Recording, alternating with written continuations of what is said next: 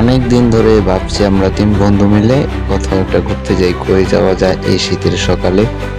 তখনই আমরা বেরিয়ে পড়ি যে কিভাবে আমরা যাব খেজুরের রস খেতে। তখন আমি আর পায়েল বাসা থেকে সবকিছু মানিয়ে বাইক নিয়ে রওনা দিলাম সাভারের উদ্দেশ্যে। সাভারকে নিয়ে আসবো, তারপর আমরা সেখান থেকে যাব খেজুরের রস খেতে। তো আমরা খেজুরের রস খেতে যাচ্ছি কাপাসিয়া, তারপরে সেখান থেকে রানীগঞ্জ। ওই রানীগঞ্জের সেখানে একটি অনেক সুন্দর গ্রাম। তারপরে আমরা সেখানে যেতে যেতে অনেক কিছু দেখি, রাস্তার পরিবেশ সকালে খুব সুন্দর ঠান্ডা, যদিও আমাদের বাইক খুবই স্পিডে চলতেছিল।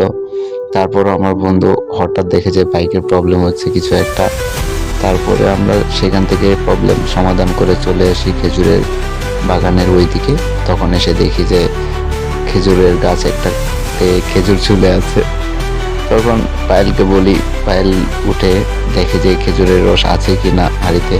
তখন দেখে যে না আছে। তখন সে পায়েল সাবারুকে সাবধানে দেয়, আর সাবারু সেটা নিয়ে আমার কাছে দৌড়ে আসে, দেখ মামা কি নিয়ে আসছে। তো আসে দেখি কিরকম হচ্ছে। আমার দেখা মতে খুব সুন্দর, কেননা আমরা এখানে গাছ থেকে নেমেই পেরেছি সবগুলো। আমাদের এখানে কোনো ডুপ্লিকেট বা অন্য কোনো পানি বা অন্য কিছু আশা করতে পারি না, কেননা এটা আমরা নিজেরাই গাছ থেকে সকালবেলা মাত্রই পেরেছি। তারপরে ছেঁকুনি দিয়ে আমরা ছেঁকলাম। ছেঁকে দেওয়ার পরে আমাদের সর্বপ্রথম পায়েল চেক করতেছে, কেননা সেই আমাদেরকে নিয়ে আসছে এখানে জার্নি করে। বাহ, মামা বলতেছে এটা খুব সুন্দর, কিন্তু সাবার ওদিক দিয়ে জ্বলতেছে এরকম অবস্থা। তারপরে ওদিকের আশেপাশের পরিবেশটা সত্যিই খুব সুন্দর, মারাত্মক ছিল। ছাবারের আর তর সইল না, ছাবারও সবার আগে এই মামা তো মামা আমার খাওয়া শুরু করছে। তারপরে খাওয়া শেষে মামার যে অবস্থাটা ভাই আপনারাই দেখেন।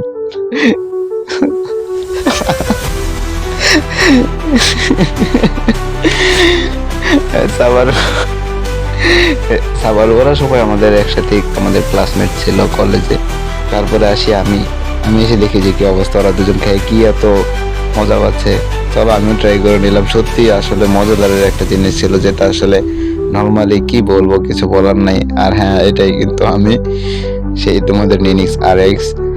আর তারপর পায়েলকে সবার অনেক ক্ষুদ্র বলছে বাবা একটু দে, না হয় দিবে না। তারপরে পায়েল ওদেরকে নিয়ে একটু ঘুরে আসলো। আর তারপরে আসলাম আমরা পাশের একটি জমিতে। সেখানে দেখতেছি কিছুদিন আগে ধান ছিল, এখন সেখানে কিছুই নাই।